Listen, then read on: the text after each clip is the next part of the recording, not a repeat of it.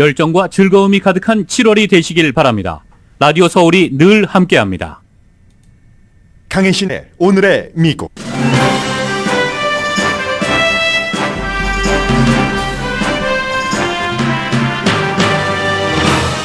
6월에 민간 분야에서 전문가 예상의 2배가 넘는 49만 7천 개의 일자리가 만들어졌습니다. 일자리가 많이 늘어난 분야는 레저와 숙박업, 건축 등입니다.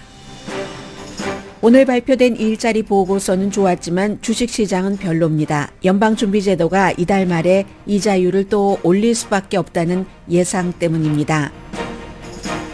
바이든 대통령은 바이드노믹스라고 이름 붙여진 자신의 경제 정책을 직접 유권자에게 홍보하기 위해 오늘 사우스캐롤라이나주를 방문합니다. 마이크 펜스 전 부통령을 지지하는 정치행동위원회가 트럼프 전 대통령을 비난하는 선거 광고를 내놨습니다. 푸틴, 김정은을 지지한다는 이유인데 전 부통령이 전 대통령을 비난하면서 서로 선거전을 펼치는 오늘의 미국입니다. 기밀 문서 관련으로 기소된 트럼프 전 대통령의 개인 비서 월트 나우타는 오늘 기밀 문서 공모 혐의에 대해 무죄를 주장했습니다. 시간이 걸린다는 얘기입니다. 어쩌면 선거 이후에 재판이 진행될 수도 있습니다. 연방정부 모든 부처가 소셜미디어 회사와 접촉을 일체 금지하라는 임시 판결이 나온 뒤 법무부는 즉시 항소했습니다. 정부가 소셜미디어를 심의한다는 주장의 고소였고 정부는 코비드-19 등 공공건강 등 이슈에서 가짜를 막기 위한 협조 요청이라고 주장합니다. 결국 연방 대법원이 또 판결하게 생겼습니다. 일론 머스크와 마크 저커버그의 싸움이 시작됐습니다. 트위터와 비슷한 Threads가 오픈됐는데 첫날 3천만 명이 가입해 반응은 무척 좋은 편입니다. 반란을 일으켰지만 무사했던 러시아 용병 바그너의 보스 프리고진이 지금 러시아에 있다고 벨라루스 대통령이 밝혔습니다. 러시아 국영방송은 다시 프리고진을 반역자로 낙인 찍는 화면들을 보여주기 시작합니다. 이제 시작인 스토리처럼 보입니다. 여러분 안녕하십니까? 오늘의 미국 강혜신입니다. 오늘 경제 문제를 조금 말씀드릴까요? 이 모든 것들은 결국은 이달 말에 연방 준비제도가 공개시장위원회에서 이자율을 올리는가 이런 것 때문에 더욱 집중되는데요. 오늘 이제 내일 이제 보다 또 다른 면에서의 자세한 보고서가 나오겠지만 6월 달에 민간 분야에서 49만 7천 개의 일자리가 만들어져서 5월 달보다 훨씬 많았고요. 2배까지는 아니지만 정말 많았습니다. 그리고 전문가 예상도 훨씬 뛰어넘었습니다.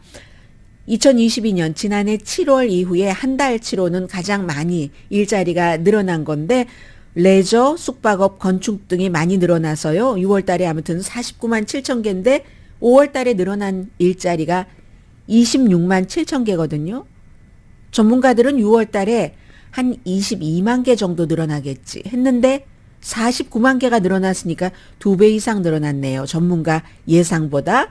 그러니까 이건 전부 무엇을 말해주느냐 하면은 아무리 연방준비제도가 뭔가 일자리를 줄여서 사람들이 돈을 덜 벌면 소비를 덜 할까? 소비를 덜 하면 수요가 줄어드니까 공급에 비해서 물가가 잡히지 않을까 생각하는데 이게 지금 제대로 되지 않고 있다는 것을 증명을 하고요. 가장 일자리가 많이 늘어난 곳은 6월 달에 레저와 숙박, 7월 달 되면 더 할지도 모르겠네요. 이 분야는 왜냐하면 7월 4일 독립기념일 연휴 여행들을 많이 가셨으니까 그 전에 미리 일자리를 그래서 준비하느라고 만들어 놨겠네요.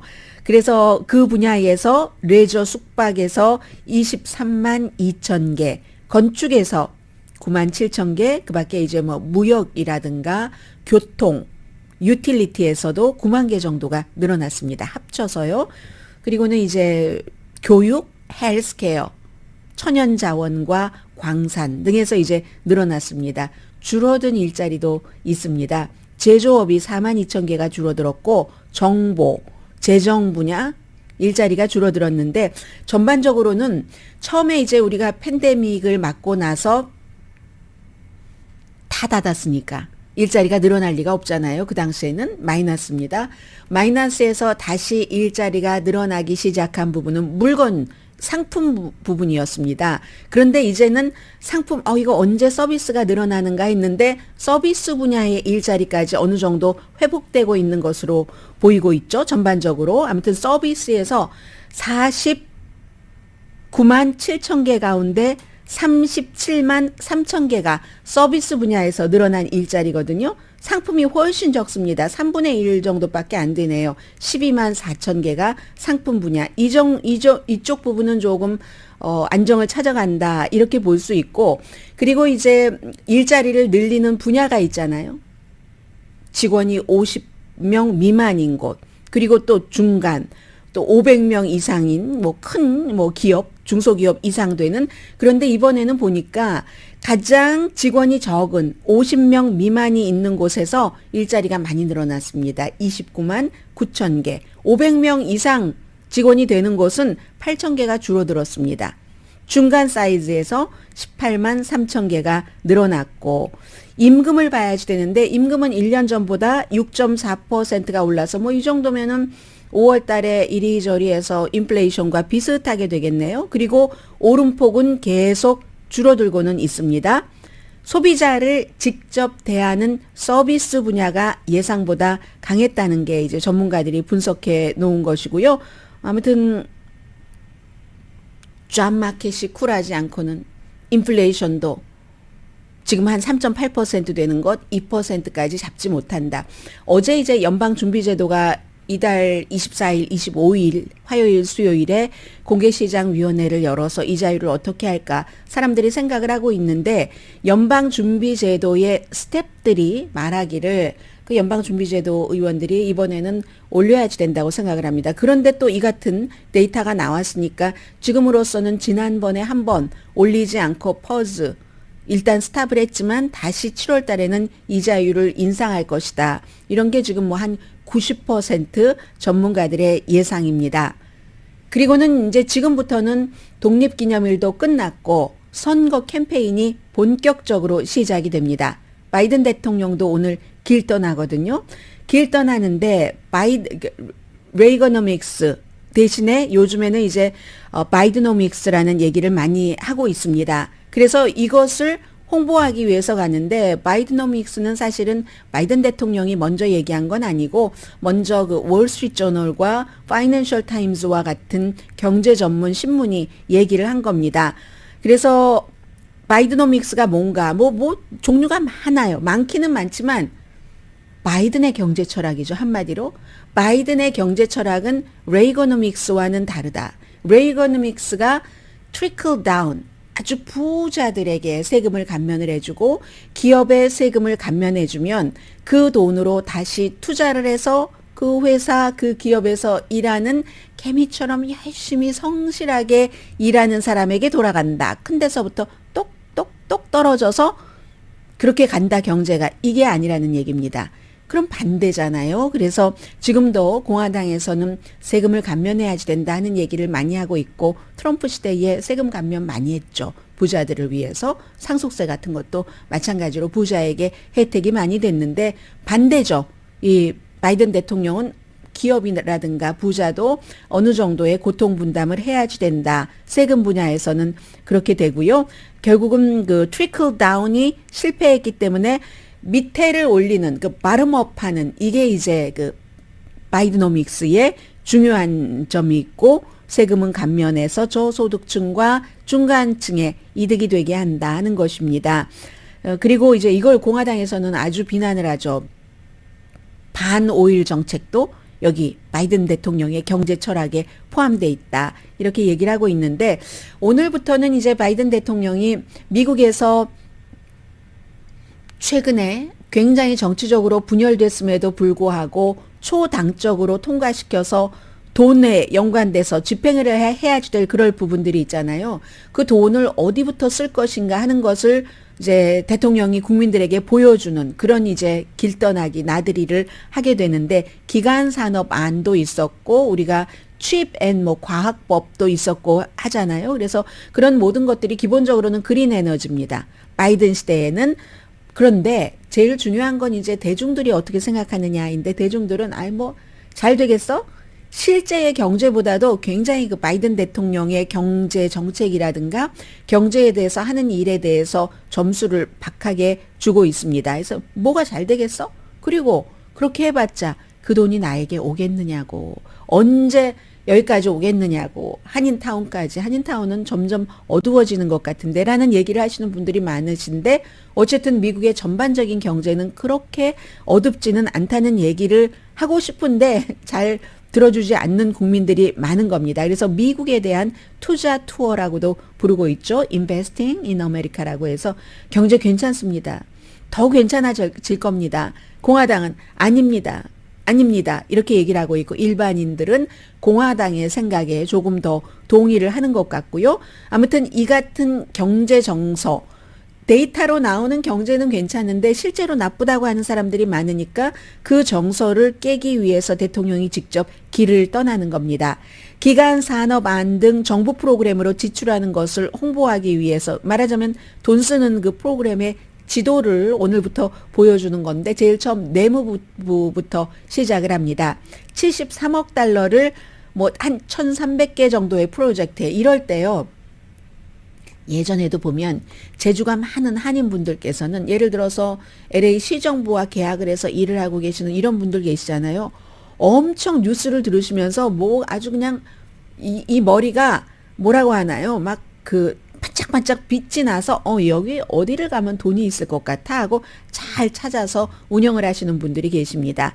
그래서 73억 달러 내무부에서 그랜트입니다. 이건 돈을 그랜트로 주는 것이 1,300개 이상의 프로젝트고 오늘 이제 대통령이 이런 것 홍보할 때 어느 회사에 딱 가잖아요. 가는 회사가 70년대의 회사겠습니까? 21세기의 회사겠죠? 인페이즈 에너지라고 해서 태양열 기술 회사입니다. 태양 테크놀로지 회사인 거예요. 이 회사가 글로벌 제조업체인 플렉스 LTD와 파트너를 맺고 지역에 600개의 일자리를 만든다. 그럼 사우스캐롤라이나가요. 가장 레디스트한 스테이트 가운데 하나입니다. 사우스캐롤라이나가 그곳에 가서 보십시오. 제가 하고 있는 그 바이드노믹스 경제 정책에 따라서 여러분들 이 지역에 600개나 일자리를 만들겠어요 하고 대통령은 지금 유권자에게 직접 홍보를 하는 겁니다. 저의 경제 정책은 레드 스테이트의 작은 커뮤니티에도 통합니다 하는 것을 얘기를 해주는 거고요. 인플레이션 삭감법도 있네요. 중간층을 올릴 것이다 하는 것이고 소비자의 우리가 이렇게 데이터를 보면은 소비자 심리도 좀 좋아지고 있잖아요. 그런데도 미국 사람들에게 물어보면 3명 가운데서 1명만 바이든 대통령의 경제 정책을 지지한다고 하니까 그러니까 이제 바이든 대통령으로서는 힘든 거죠. 결국 여러 가지 이슈들 다 있지만 최종적으로는 문제는 경제야 하고 경제에 따라서 투표를 하시는 분들이 많이 계시잖아요. 나의 경제가 좋으면 지금 현 정부에게 투표를 하고 나쁘면 다른 사람에게 투표를 하고 하는 건데 제조업은 지난해 말에는 그다지 좋은 편은 아니었습니다. 팬데믹 끝나고 나서 이제 바이든 대통령 들어오고 어느 정도 자리 잡혔을 때는 제조업이 좀 화랑이라고 할 수 있었는데 최근에는 그 정도는 아니고요. 내무부가 처음으로 우리 1,300개 프로젝트에 이 정도의 돈을 73억 달러를 쓰겠습니다. 원하시는 분들 신청하세요. 그랜트. 이렇게 얘기를 하고 그다음에 이제 취벤 과학 법안이 있고 기간 산업 법이 있고 아니라 법이 있고 다 돈이니까 그다음에 이제 교통부로 당연히 가겠죠. 그리고 상무부도 갈 테고 이런 그 순서로 대통령이 이제 오늘부터 홍보를 하고요.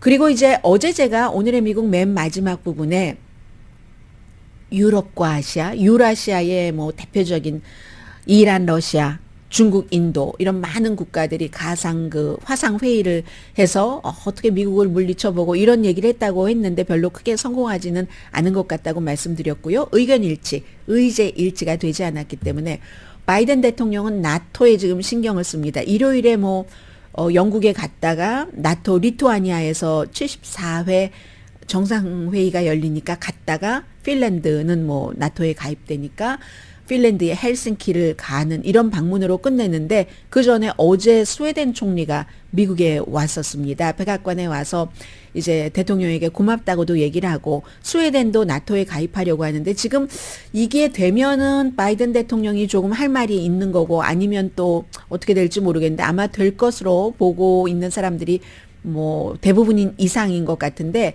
스웨덴도 지금 나토의 중립국이 정말 스웨덴, 핀란드가 러시아가 우크라이나를 침공한 뒤에 나토에 가입하겠다고 하는 건데 핀란드 오케이. 그런데 이제 이 스웨덴의 경우는 처음에는 헝가리도 조금 이랬다가 터키가 반대를 하고 있고 아직까지는 표면적으로는 대체적으로 트럼프 전 대통령과 친했던 사람들, 독재자들이 이제 반대를 했었습니다. 그래서 다 하나하나 이제 정리를 하고 터키의 에르도안이 남아있는 건데 여기에 대해서 스웨덴 같은 나라도 원래 계속 우리는 중립이다 이런 걸 유지를 하다가 한때 나토에 가입할 기회가 있었는데 그 지정학적으로 스웨덴만 가입하면 핀란드가 아주 애매하게 샌드위치로 가운데에 갇혀 있기 때문에 스웨덴이 이건 아니지 도리가 아니지 우리 국가에 국격이 있지 하면서 안 했던 적이 있습니다. 그런데 인생이 참 묘하잖아요. 지금 핀란드는 되고 스웨덴이 안 되게 돼 있는데 결국은 스웨덴이 국가의 지도자들이 이런 걸 다 결정하는 게 아니잖아요. 그전에는 국민들이 뭐 그런 정치적인 뭐 지정학적인 싸움에 우리는 중립국으로도 충분히 살아갈 수 있으니까 우아하게 중립했다가 러시아의 우크라이나 침공을 보고 이건 아니겠다. 국방적인 그 안보가 목적인 나토에 우리도 가입해야지 되겠다.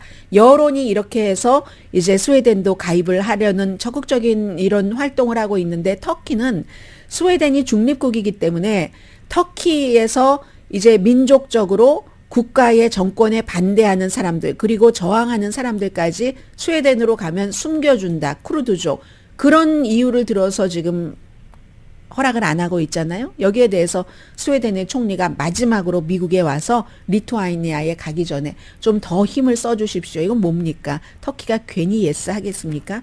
미국에서 터키의 독재자인 최근에 다시 당선된 에르도안 대통령에게 뭔가를 줘야지 되는 겁니다. 주고 스웨덴을 나토에 가입시키려는 이런 노력도 합니다. 가만 보면 제가 이 바이든 대통령을 볼 때마다 생각하는 게 80세가 넘었는데 하루에 소화하는 스케줄이 많아요. 그렇게 보면 여러분과 저는 일을 더 많이 해야지 됩니다.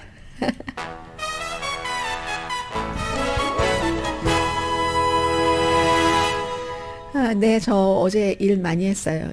왜냐하면 평소에 여러분들께 이렇게 알려드리는 뉴스가 있지만 이게 다가 아니잖아요. 이 정도를 알려드리기 위해서 봐둬야지 되는 것들이 너무 많은 거예요. 그래도 못 다 보고 결국은 접고 말았는데 아무튼 여러분과 저는 바이든 대통령의 나이를 생각하면 또 트럼프 전 대통령의 나이를 생각하면 일 더 많이 해야지 됩니다. 오늘의 미국은 전문가가 추천하는 이민법, 가정법 전문 제인정 종합법률사무소, 총 20억 달러 승소, 교통사고와 상해 전문 브라이언 타필라와 CG 변호사그룹 공동펀입니다. 이제 슬슬 트럼프 전 대통령과 주변, 바이든 대통령과 주변 얘기가 나오는데 백악관에서는 코케인을 누가 거기다 갖다 놨을까? 바이든 대통령도 또 여러 가지가 있고 아니 거기에 또 마이크 펜스 전 부통령까지 이제 활발하게 움직이기 시작하네요. 잠시 뒤에 뵙겠습니다.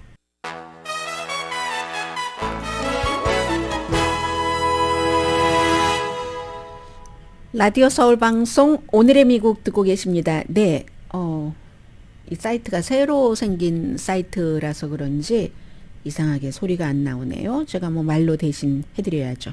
마이크 펜스 전 부통령을 지지하는 정치행동위원회가 트럼프 전 대통령을 비난하고 선거 광고를 내놨습니다. 우리가 한국말로 정치행동위원회라고 얘기를 하고 뭐 미국 텔레비전이나 라디오 방송국에서 늘 들으실 때 슈퍼팩 하는 그게 이제 정치행동위원회라고 이렇게 번역들을 하죠.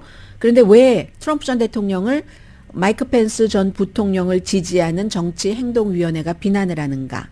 푸틴, 김정은을 지지한다는 이유에서 그렇습니다. 그리고 이 슈퍼팩은 직접 본인들이 지지하는 그 후보와 막 직접 뭐 연락을 해서 이거 이렇게 해도 되나요? 저렇게 할까요? 의논하고 하지는 않습니다.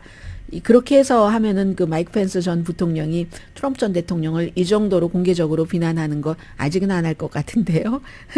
그래서 미국은 그 내용을 들어보니까 미국은 깡패나 독재자들을 용납하지 않습니다.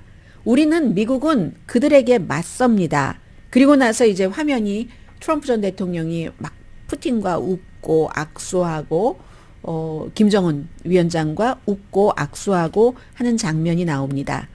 그리고 나서는 로널드 레이건, 이제 이 사람들이 말하고 싶은 게 트럼프 전 대통령이 전통적인 적자가 아니라 공화당의 마이크 펜스가 공화당의 적자다라고 얘기를 하는 겁니다. 트럼프 전 대통령은 그렇게 따지면 서자도 아니고 자신이 공화당에 와서 새로운 기둥을 세운 사람이다.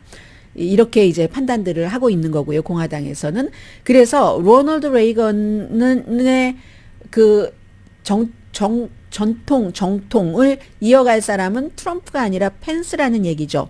구소련의 리더인 미하일 고르바초프에게 베를린 장벽을 무너뜨려라 하는 그 장면을 이제 여기에 삽입을 했고요. 한 40초 되는 건데 이게 아이오와주에서 주말에 독립기념일 때 이제 막 마이크 펜스 부통령이 와이프와 같이 막 성조기 휘날리면서 캠페인 했었잖아요. 유권자들 속으로 들어가서 오늘 바이든 대통령이 사우스캐롤라이나주에 가서 선거 캠페인을 하는 것처럼 그런 일이 있고 나서 직후에 이 광고를 발표를 한 겁니다. 한 15만 달러 정도 된다고 하네요. 트럼프 전 대통령 입장에서는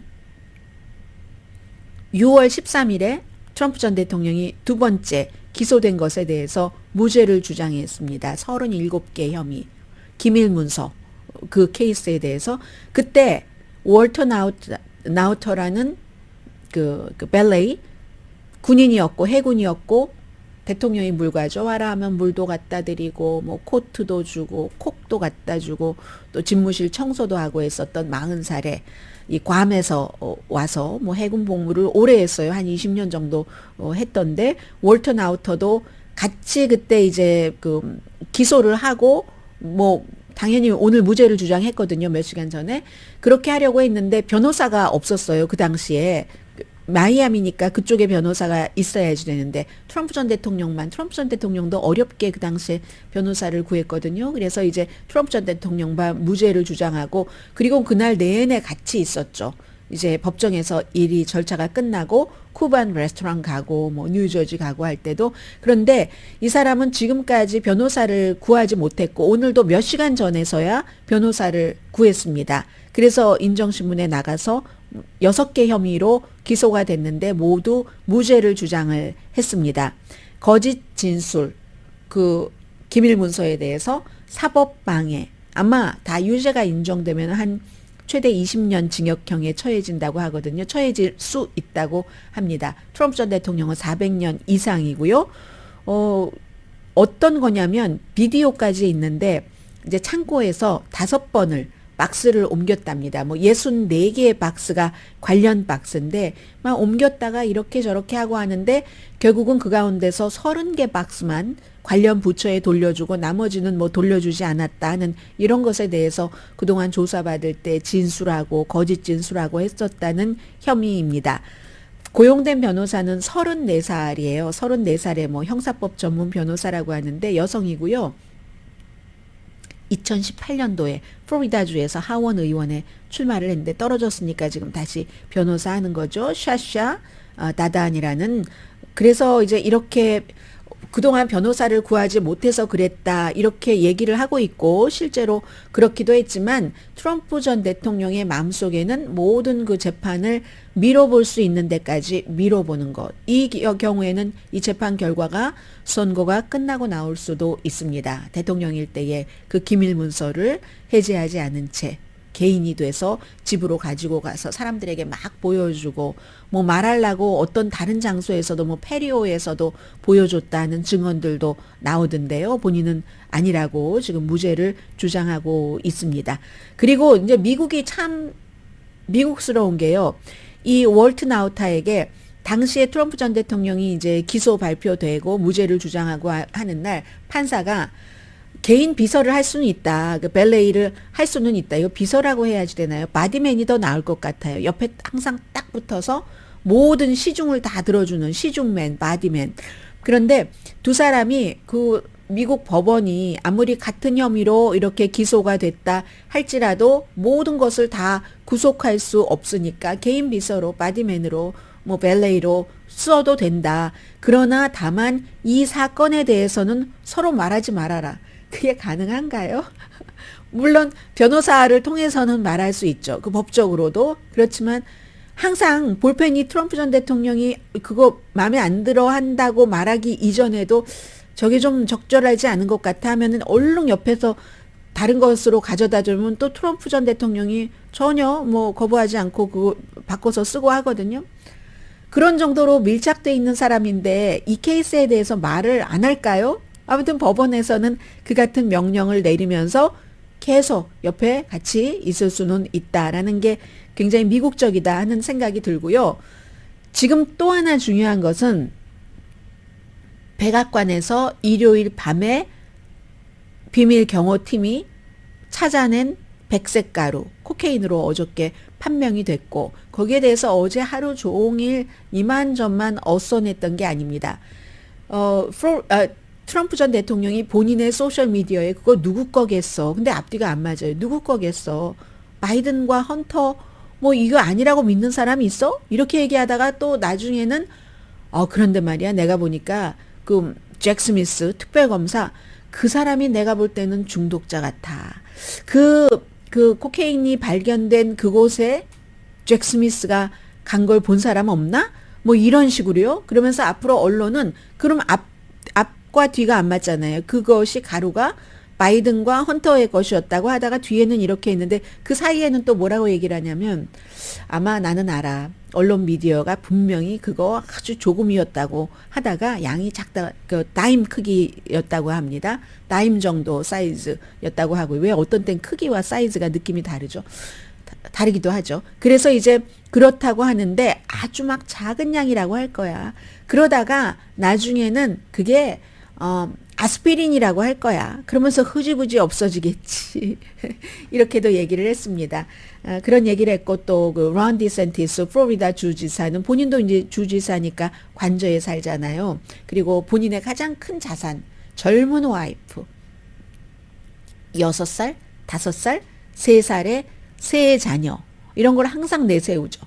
어제도 나의 그 세 자녀가 관저에서 뛰어노니까 우리도 뭐 카펫에 더러운 것이 좀 끈적거리는 것들이 묻고 벽에도 아이들이 낙서를 하고 그런 건 있지만 아니 어떻게 백악관에 그런 일이 있을 수가 있어? 라고 이제 얘기하고 소셜미디어에서는 그거 분명히 헌터 바이든이야.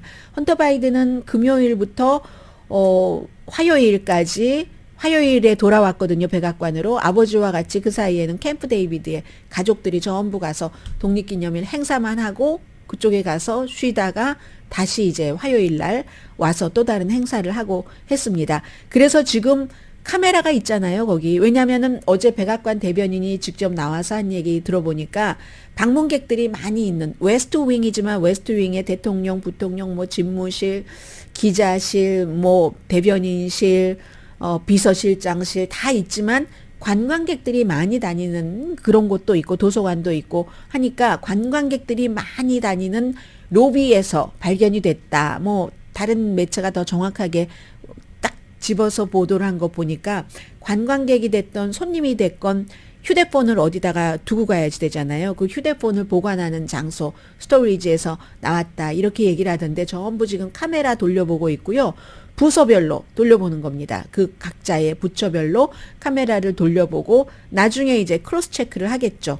방문객들도 다 체크를 하고 그런데도 이제 이미 이건 헌터 것이야. 이게 원래가 그 중독자였기 때문에 이제 이런 일이 사실이 드러나기 전에도 있습니다. 잠시 뒤에는요. 아주 또 새로운 추세. 이 트위터 하면은 굉장히 많은 사람들이 그 쓰지는 않지만 그리고 뭐 최근에 많이 줄어들었지만 정치적인 오피니언 리더들은 많이 씁니다. 그런데 여기서 페이스북 메타의 마크 저커버그가 새로운 것을 확 풀어놨어요. 그랬더니 그렇지 않아도 일론 머스크 들어온 다음에 좋아하는 사람이 있고 트위터에 대해서 싫어하는 사람이 있는데 싫어하는 사람들은 또 뭐 이쪽으로 갈 수도 있잖아요. 거대한 이 테크놀로지의 흐름이기 때문에 잠시 뒤에 전해드립니다. 그리고 또 하나 미국에서는요, 한 명의 지방 판사가 연방 정부 수많은 수천 명 이상을 하나의 판결로 좌지우지할 수가 있습니다. 그것도 뭐 비슷한 이슈여서 함께 전해드립니다.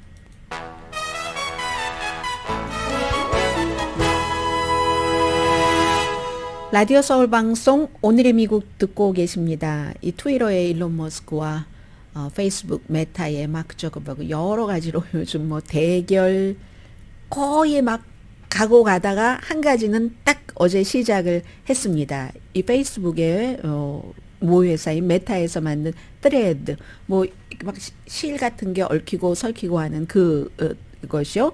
애플하고 구글 앱스토어에서 이제 여러분들 오늘 다운받으실 수 있거든요. 저도 아침에 다운받았는데 다운받으실 때 이제 THREADS입니다. 그래서 하고 나면은 인스타그램 계정을 넣으라고 해요. 그래서 인스타그램이 없으시면 하나를 인스타그램 계정을 만드셔야지만 됩니다.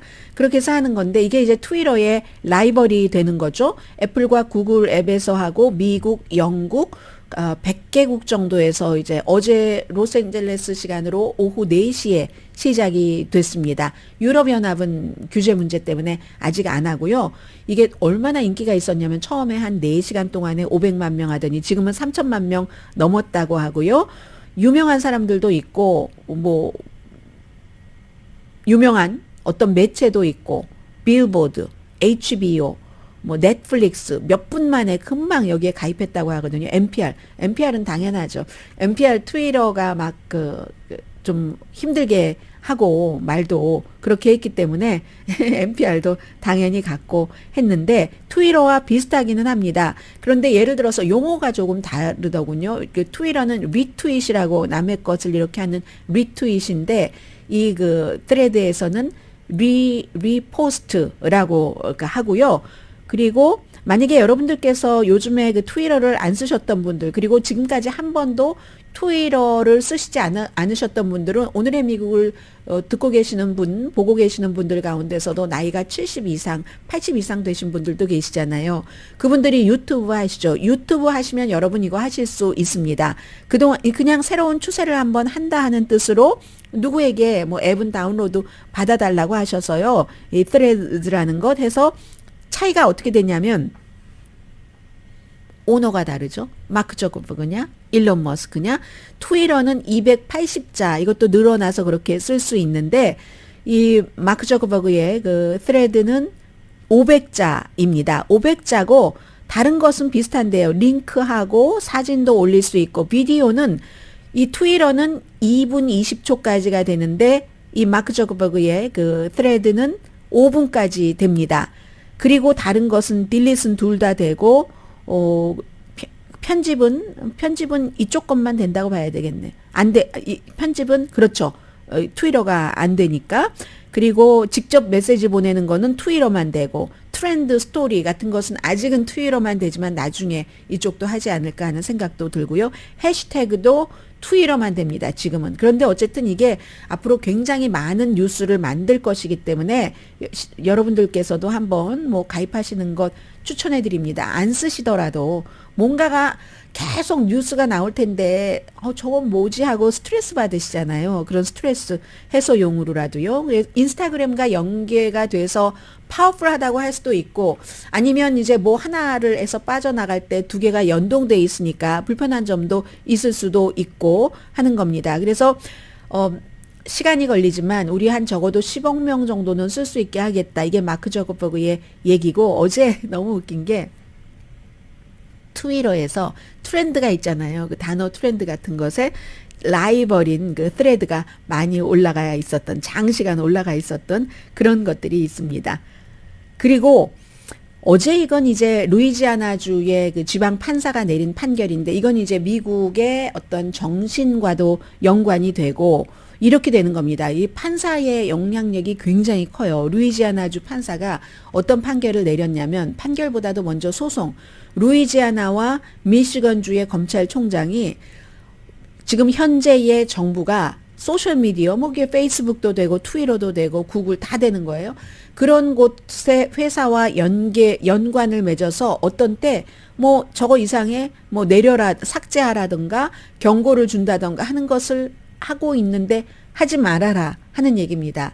이건 표현의 자유 위배일 뿐만이 아니라 뭔가 검열하는 거 아니냐 이런 주장을 이제 공화당의 그 주의 검찰총장이 하면서 고소를 했더니 루이지아나주의 판사, 이 판사는 트럼프 전 대통령이 지명한 판사입니다. 테리 도티라는 그런 판사인데 그렇다. 저 주장이 충분히 증거가 있다라고 얘기를 합니다.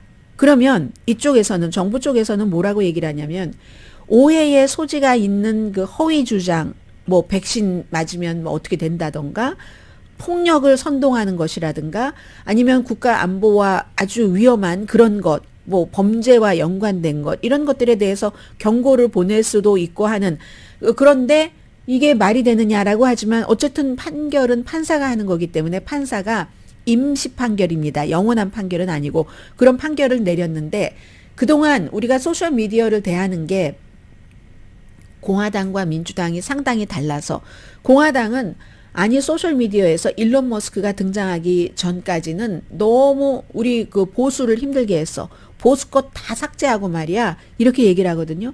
그러면 민주당에선 진보에서 뭐라고 얘기하냐면 아니 그게 말이 돼. 소셜미디어에서 너무 그걸 오랫동안 두고 부정선거 아닌데 부정선거라고 하고 백신 맞으면 어떻게 된다고 가짜 이런 걸 너무 많이 오래오래 두고 그리고 돈 벌을 만큼 다 번 뒤에 나중에 뭐 내리고 트럼프 전 대통령도 위험하게 사람들을 폭력 속으로 끌어들이게 할 때까지 가만히 두다가 선거 다 끝난 다음에야 그걸 이제 차단을 하고 어카운트를 이 진보와 보수가 똑같은 그 소셜 미디어를 두고 이렇게 입장이 달랐습니다.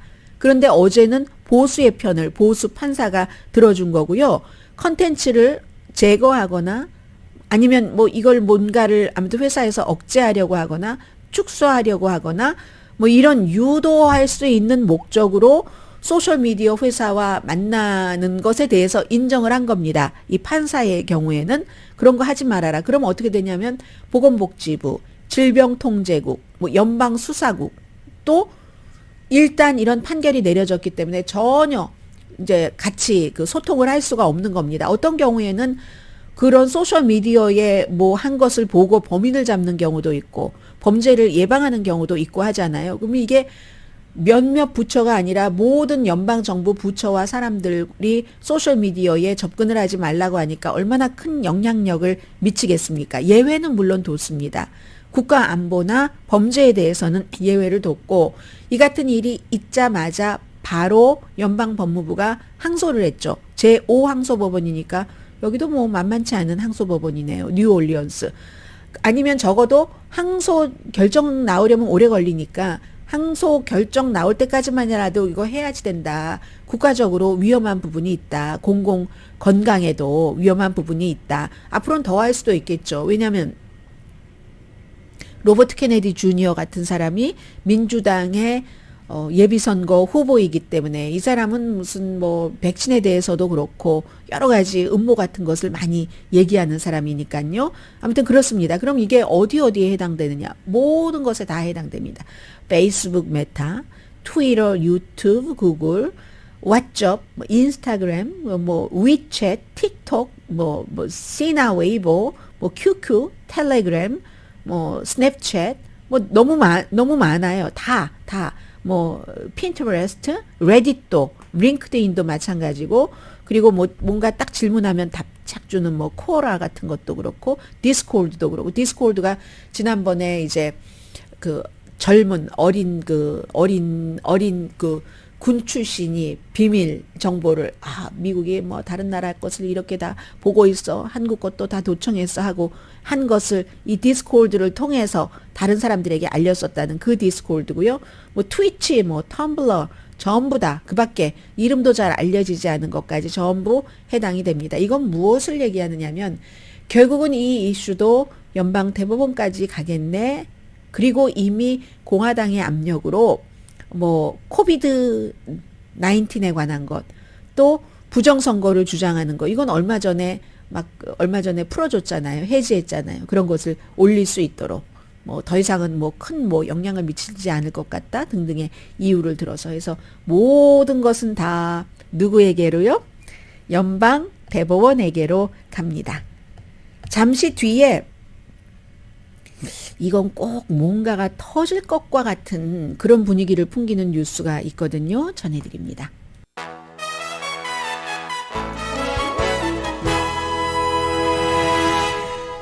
라디오 서울 방송 오늘의 미국 듣고 계십니다.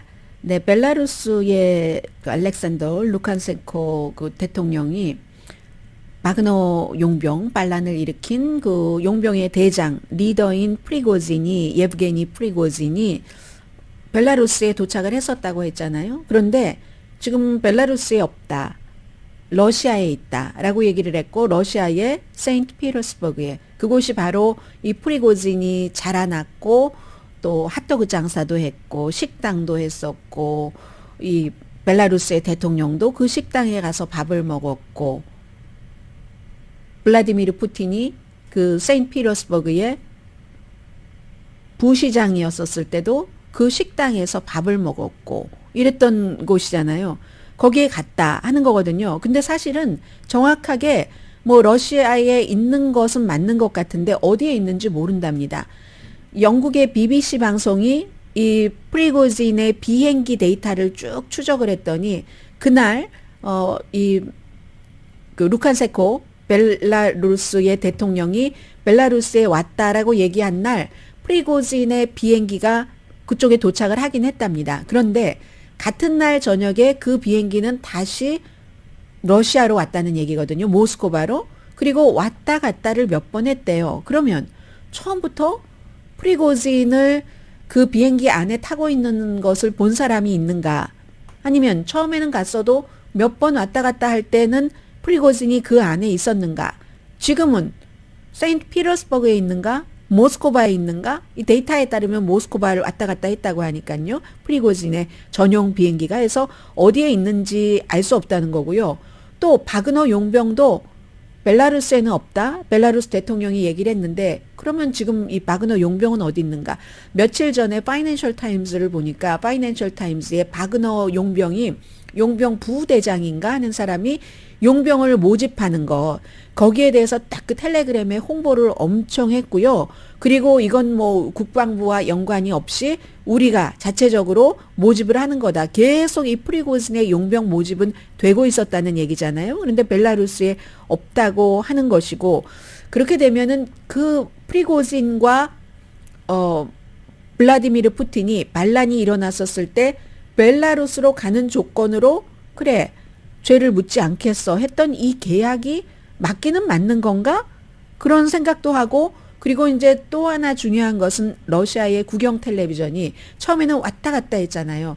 이 푸틴 대통령도 대국민 연설을 처음에 할 때 뭐 반역자다 뭐 1917년 그 사건까지 들어가면서 나라를 반역하고 우리의 뭐 군인의 등에 총을 쏘고 실제로 러시아군이 이번에 여러 명 숨졌습니다. 공군이.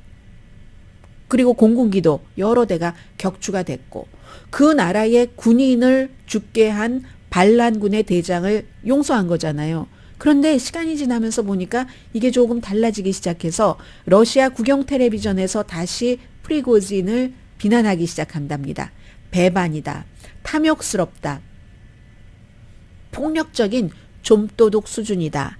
좀도둑은 아닌 것 같아요. 큰 도둑인 것 같죠. 만약에 도둑이라면. 그래서 이제 침대 위에 온갖 무기를 다 놓고 사진을 찍은 거. 이거 이제 러시아에서 보여주고요. 또 캐시, 또 골드바, 금괴, 뭐 이런 것들 딱 찍은 것을 보여주고 가발, 위조 여권, 또 탈영병을 막기 위해서 망치로 그냥 머리를 쳐서 숨지게 한다는 그 망치, 은빛의 그 망치 같은 것들도 사진으로 보여줍니다. 그럼 바그너는 뭐라고 얘기를 하냐면요. 바그너 용병 때는 연출이다. 우리 대장은 저런 사람 아니다라고 하거든요. 이거는 너무너무 훈련을 잘 받은 몇 명인지도 모릅니다. 지금 계속 이 프리고진 주변에서 함께 있는 용병이 굉장히 훌륭하게가 좀 이상하긴 하네요. 굉장히 용맹스럽게 잔인하게 일 처리를 할 수 있는 훈련을 받은 용병들이 지금 프리고진 옆에 딱 그 배치돼 있다는 거잖아요. 그리고 푸틴 대통령은 러시아 군인을 죽였어도 어떻게 하지 못하고 전쟁도 필요 없는 전쟁이었다. 국방부는 썩었어. 라고 말해도 어떻게 하지 못하는 그런 형편에서 프리고진은 지금 어디 있는가. 아무래도 뭐가 나올 수도 있는 것 같은 그런 분위기 러시아입니다. 오늘의 미국은 전문가가 추천하는 이민법, 가정법 전문 제인정 종합법률사무소, 총 20억 달러 승소, 교통사고와 상해 전문 브라이언 타필라와 CG 변호사 그룹 공동 후원이었습니다. 10시에 좋은 아침, 좋은 하루 방송됩니다. 그러니까 이 블라디미르 푸틴으로서는 모든 독재자들이 가는 길을 그대로 어떤 한 부분에서는 가는 것 같습니다. 아무도 믿을 사람이 없다는 거죠. 주변에. 물론 일반 사람들도 누구를 믿어? 뭐 트럼프 전 대통령도 아들에게 아무도 믿지 마라. 아버지인 나도 믿지 마라. 너만 믿어라. 너 자신만. 이렇게 얘기를 했다고는 하지만 독재자는 그게 남에게 속아서 속임을 당해서 어떠한 손해를 보는 게 아니라 이건 목숨이잖아요. 그래서 아무도 23년 동안 내 옆에 있었던 프리고진이 나를 배신했다면 이제 이래서 독재자가 그런 위험함을 느낄 때 어떤 행동이 나올까도 세계는 주목합니다. 강희신이었습니다.